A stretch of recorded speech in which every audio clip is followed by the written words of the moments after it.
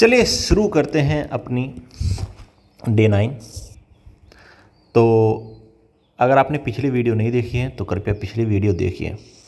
तो डे 9 में हम पढ़ेंगे यूपी में किसान आंदोलन, ठीक है, मजदूर आंदोलन और ऐतिहासिक संस्थाएं। भाग 1, किसान आंदोलन का उदय। हम इसको यूपी के पॉइंट ऑफ व्यू से पढ़ रहे हैं, तो इसलिए मैं आपसे बताना चाहता हूं कि मैं हिस्ट्री नहीं कवर करा रहा हूं, ये मैं हर वीडियो में बोलता हूं। तो स्टार्ट करते हैं। पहला, उत्तर प्रदेश किसान सभा 1918। इसकी स्थापना 1918 में हुई थी। ये किसने करा था? गौरी शंकर मिश्र, इंद्र नारायण द्विवेदी और मदन मोहन मालवीय के प्रयासों से हुआ था, ठीक है।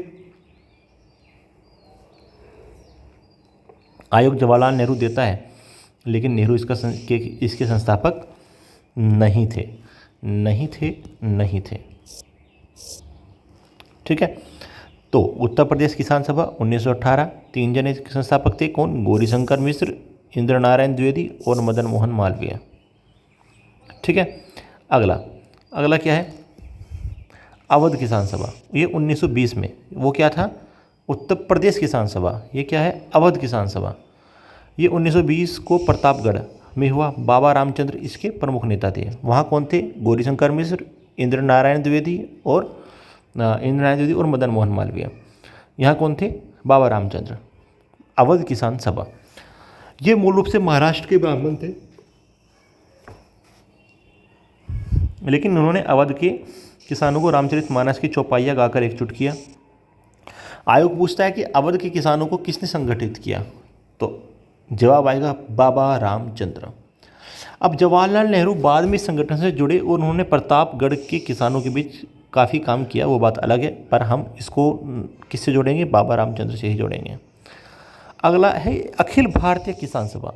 देखो, उत्तर प्रदेश किसान सभा 1918, अवध किसान सभा 1920, अखिल भारतीय किसान सभा 1936। इसका पहला अधिवेशन 1936 में लखनऊ में हुआ।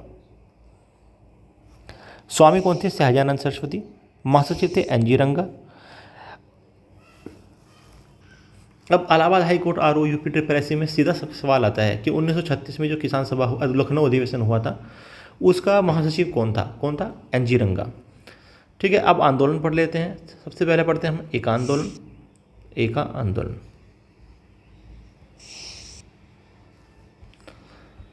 इसका नेतृत्व पिछड़ी जाति के एक नेता थे मदारी पासी, ठीक है, उन्होंने और सहदेव ने किया। क्या काम है? इन्हें पिछड़ी जाति के नेता थे मदारी पासी और सहदेव, इन दोनों ने मिलकर क्या किया था? एक आंदोलन का नेतृत्व किया था। कोई दिक्कत? प्रमुख केंद्र क्या थे इसके? यह आंदोलन मुख्य रूप से हरदोई, बहराइच और सीतापुर की जिलों में फैला था। Okay sir. विद्रोह का कारण? लगान बहुत अधिक होना, जमींदारों द्वारा लगान अनाज के बजाय नकद में वसूलने की ज़बरदस्ती करना। इस आंदोलन में किसानों को एक साथ रहने, मतलब एका की कसम खाई थी। समझ में आया? एका आंदोलन हुआ क्यों था?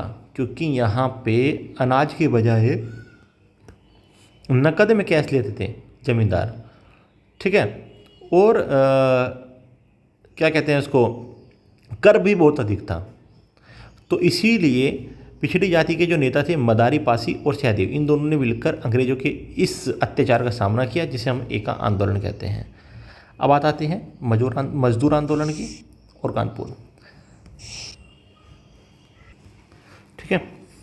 कानपुर बोल्शेविक षड्यंत्र, ये बहुत बार पूछा जाता है। भारत में जो कम्युनिस्ट आंदोलन को कुचलने के लिए अंग्रेजों ने कई युवा नेताओं पर हमला किया, मुकदमा भी चलाया। फंसाए गए नेता क्या है? S A Dange, Muzaffar Ahmad, Shaukat Usmani, Nalini Gupta.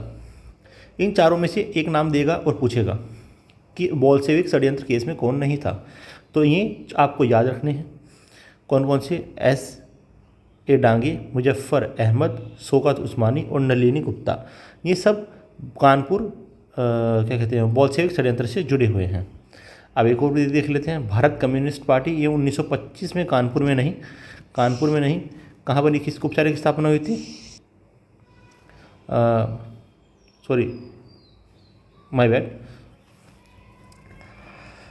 Bharat communist party, my bad मैं कुछ और सोच रहा था इसको।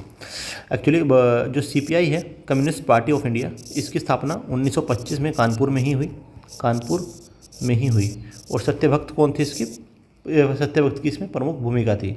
तो ये समझ में आया आपको मजदूर आंदोलन में कानपुर बोल्शेविक षड्यंत्र केस और कम्युनिस्ट पार्टी। एक्चुअली बहुत सारे हैं, कानपुर का है और भी बहुत सारे आंदोलन है, केस है, हम उसको बाद में देखेंगे, वो हिस्ट्री के पॉइंट ऑफ व्यू से क्या कहते हैं उसको, इम्पोर्टेंट है। अभी देख लेते हैं कुछ संस्थाएं, जैसे दारुल उल्म देवबंद 1866 देवबंद में इसका स्थान है।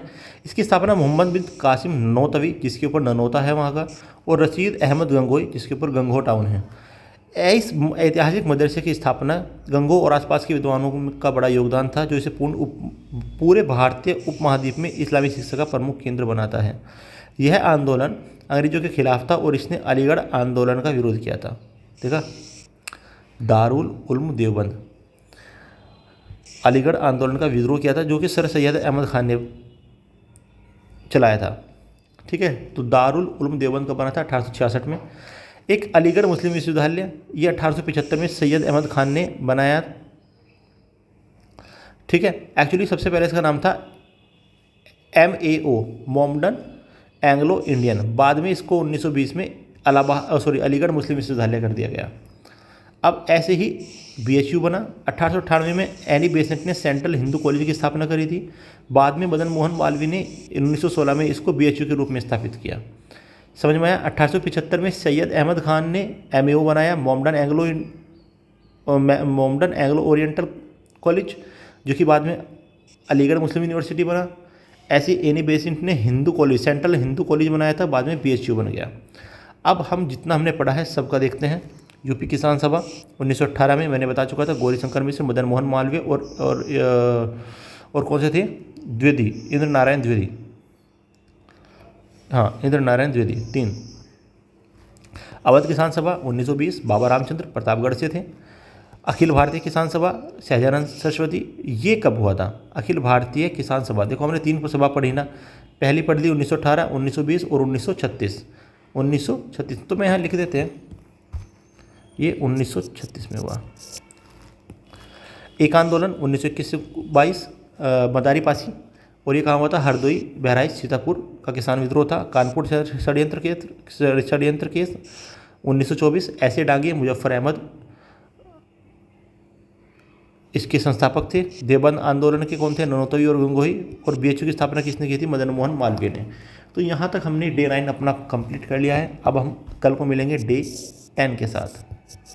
तब तक के लिए बाय। ये हम 60 दिनों में पूरा कर देंगे UPG के, ठीक है।